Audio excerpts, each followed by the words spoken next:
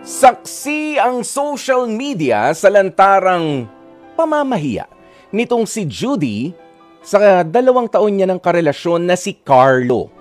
Ayon kay Carlo, sa tuwing may di pagkakaunawaan o pagtatalo sila nitong si Judy, ay ang tinatakbuhan nitong girlfriend niya ay ang social media. Nako, isa nga ho sa mga pinag-aawayan na nitong si Carlo, yung panay dikit ng dikit nitong si Judy sa isang lalaking masel-masel ang braso.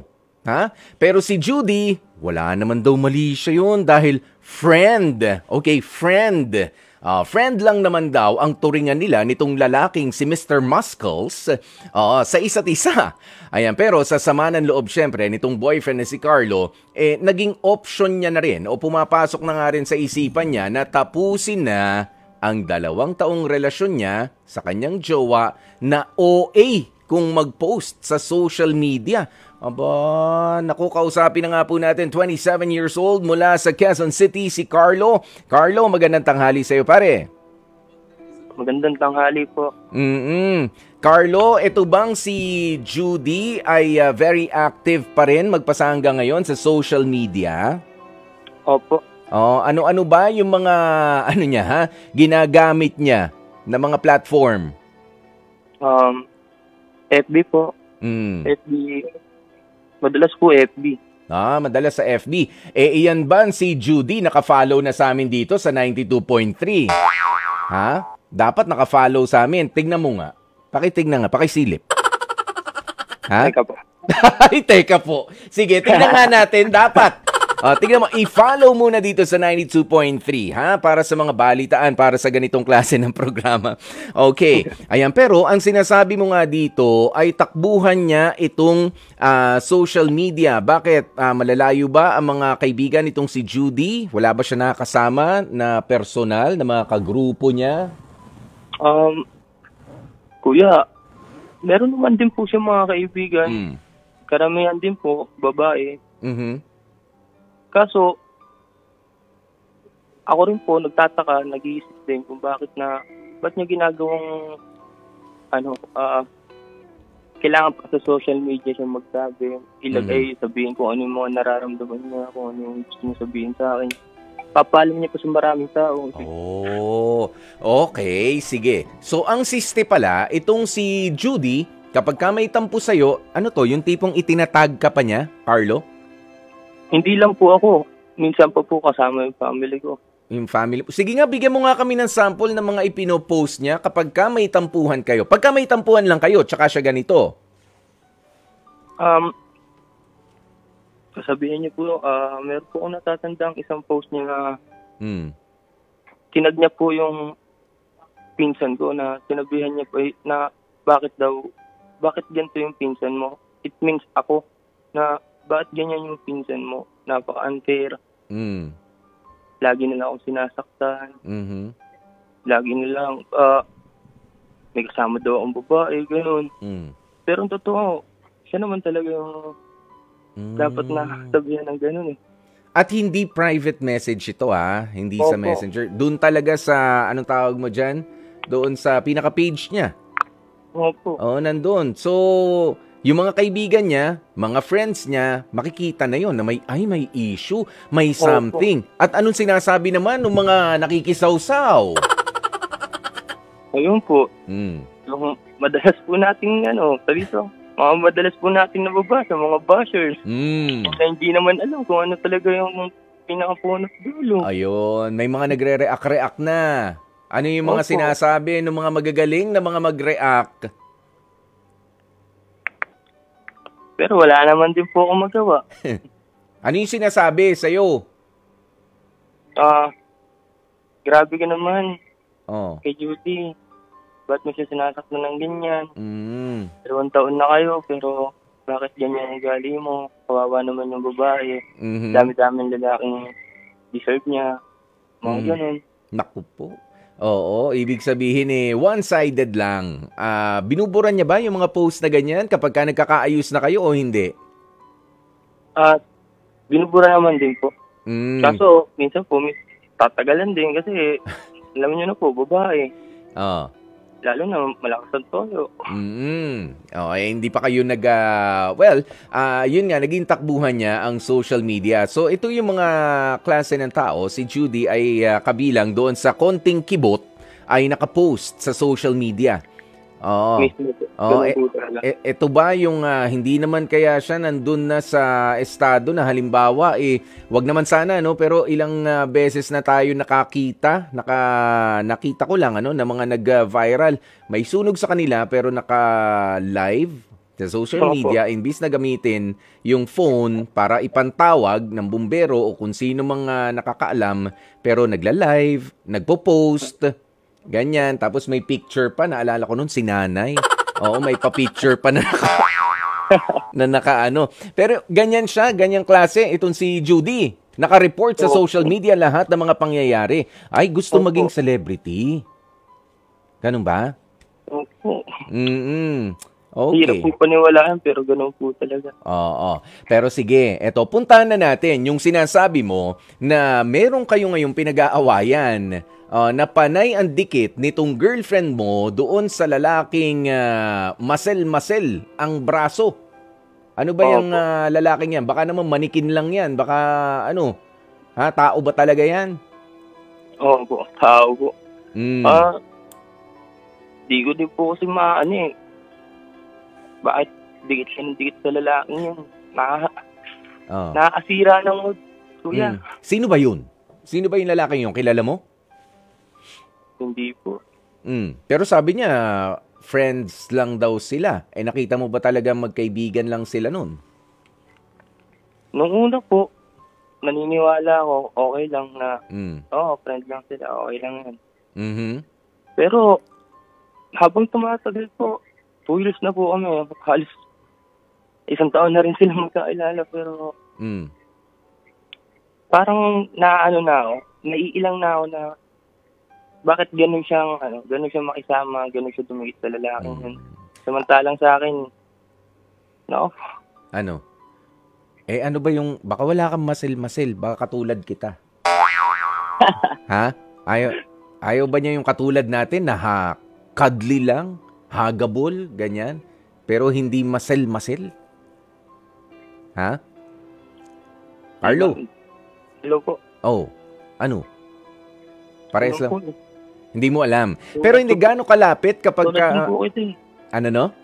Katulad din po kita. Medyo... Hindi po kasi maiwasan, hindi kumain. Ang sarap ng pagkain. Ayan, sandali. Ito bang pagpapapicture nila ay group picture? Group picture o video na kasama itong lalaking masel-masel na pinagseselosan mo sa ngayon? Lagi ba sila magkatabi? Ganun ba? O papaano? Opo. Kung ano po sinabi nyo, lagi po silang halos. Gaano kalapit? Medyo madalas din po sila nagkikita. Ganun. Minsan nagpo-post din po siya nakasama yung lalaki. Gaano kalapit yung mga pagpapapicture? Nakaakbay na ba? Nandun na ba siya nakasilong sa Nakahawak kilikili? po sa braso. Nakahawak. Sino nakahawak sa braso? Si Judy po. Si Judy ang humahawak dun sa lalaki. Pero yung lalaki hindi naman humahawak. Nakakbay po minsan. Nakakbay. Pero may iba rin sila mga kasama. Opo, pero madalas din po kasi dalawa lang din po sila. Ganyan. Kaya minsan po talaga nag-aaway kami dahil sa lalaking yun. Okay. Sasabihin niya may pagkita lang siya sa best friend niya. Best friend pa. Tapos malalaman ko, silang dalawa lang pala yung nagkikita.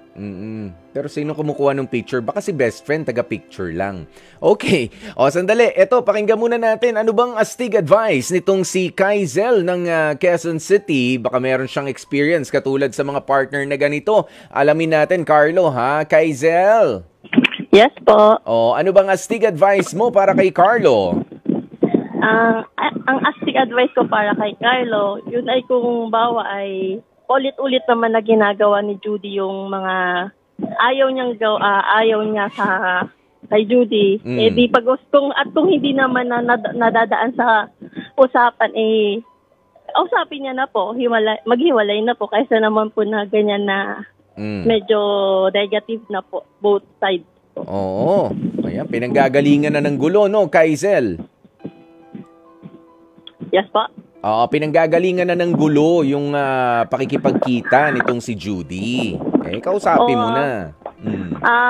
Opo, kausapin na po. Kasi kadalasan po pag may mga ganyang mga kutob po, syempre, hindi na po healthy yung relationship niyo po eh. Ano pa po yung essence po ng relationship niyo kung palagi na lang po negative po, palagi na lang po away. Yun. Oo. Tsaka ikaw pa talaga nag-i-invite ng pagseselosan ng jowa mo. Okay? Maraming salamat sa iyo, Kaizel. Naranasan mo na ba to? Opo. Pinagseselos ka o ikaw nagpapaselos? Hindi po. Sa asawa ko po. Sa asawa Kasi mo? Kasi kadalasan po sa mga chat-chat po yan eh. Mga sweet messages. Siyempre, sasabihin kaibigan lang pero deep inside. Siyempre doon naman po nagsisimula yung relationship eh. Sa kaibigan lang pala. Kaibigan lang pala. Okay, maraming salamat ulit sa iyo, Kaizel, sa astig advice mo. Ayan. Ito. Balikan natin ang nasa astig confessions natin na si Carlo. Carlo, narinig mo ba yun? Ikaw ba ready anytime kapag hindi pa rin tumigil itong si Judy sa pagdikit-dikit o kaya naman sa pag-a-announce sa publiko ng mga pangyayari sa inyong relationship? Ha? Opo. Ikaw ba napapagod na rin na konting kibot, naka-announce yung nangyari sa inyo, yung issue sa inyo, pero kapag ikaw ba may sweet nothings o meron kang surprise dito kay Judy, naka-post din? Hindi ko. Hindi? Ano po ba? Ano po? Ibig sabihin ko, kapag ka may niregalo ka, kapag ka nag-date kayo, naka-post din ka agad itong si Judy? Hindi po. Ayun din po. Napansin ko po yan. Kung sa iba, parang ang bilis niya mag-post. Tapos, napansin ko po kasi halos 3 beses na nangyari na lumipas muna yung isang araw bago niya na-post. Ina-idol. Yung sa inyong pero dalawa. Pero hindi ko na lang din po pinapansin. Ayun. So, ibig sabihin, siya ay nagpo-post lang tungkol sa'yo kapag ka merong issue. Pero kapag ka merong sweet... Pag may issue po kami dalawa. Post agad. Hanap agad ng kakampi. Pinasabihan ko naman po siya na pag-usapan po namin sa maayos na paraan. Yung dalawa lang po kami mga kaalam. Oo. Yeah. Ilang taon na ba to si Judy? What? Ilang taon na si Judy? Almost 25 po. Ayan, hindi mo na rin naman masasabi na napakabata pa o sabihing baguhan lang sa relationship. Pang ilang ka na ba? Magto-25 po. 24 years old po siya. Yun. Pero pang ilang ka na sa mga naging boyfriend nito? I guess hindi naman na siya bago sa pakikipagrelasyon. Ayun, hindi ko po alam kung pang ilan na ako. Pero 2 years na po kami. 2 years na kayo. Pero dun sa 2 years na yan, wala namang mga pangangaliwa, hindi mo naman siya nakita na nakikipagrelasyon. So sa ngayon, meron ka lang matinding selos doon sa madalas niyang kasama. Opo. Okay. Sige, eto naman ang ibibigay ko sa iyong oras at pagkakataon para sabihin na ang mga gusto mong sabihin dito kay Judy. Na kapag ka may issue, naka-report agad. Pero kapag ka meron kayong magandang pangyayari, nade-delay ang pagpo-post sa Facebook. Okay? At trip na pagselosin ka. Pero bago natin ituloy yan, yung mga gusto mong sabihin sa kanya, kausapin muna natin si Sergio Gonzales ng Cavite para sa kanyang astig advice din para sa'yo. Sergio, magandang tanghali sa'yo. Yes po, magandang tanghali po. Anong astig advice para kay Carlo? Ang astig advice ko dyan is tatanungin ko muna si Carlo kung mahal niya ba talaga pa yung si Judy. Carlo, pwede mo bang sagutin yung tanong na yan ni Sergio? Opo, kung tatanungin po, talaga mahal. Mahal pa. Sige. Mahal pa. Kausapin niya. Kung palagi na lang po. Niya, kasi parang... wait lang. Kausapin mo muna siya. Then, pakinggan mo kung ano yung mga dahilan niya sa mga ginagawa niya. Kasi baka kulang kayo sa pag-uusap. Baka feeling niya may pagkukulang ka or yun. Baka kulang lang talaga sa pag-uusap. Pag-uusap sa atensyon? Oo, ganon. Kasi ang hirap nung kumukuha siya ng attention, baka feeling niya, doon niya nakukuha yung attention na dapat galing kay Carlo, doon sa lalaking sabi niyang masel-masel, or whatever, ganyan.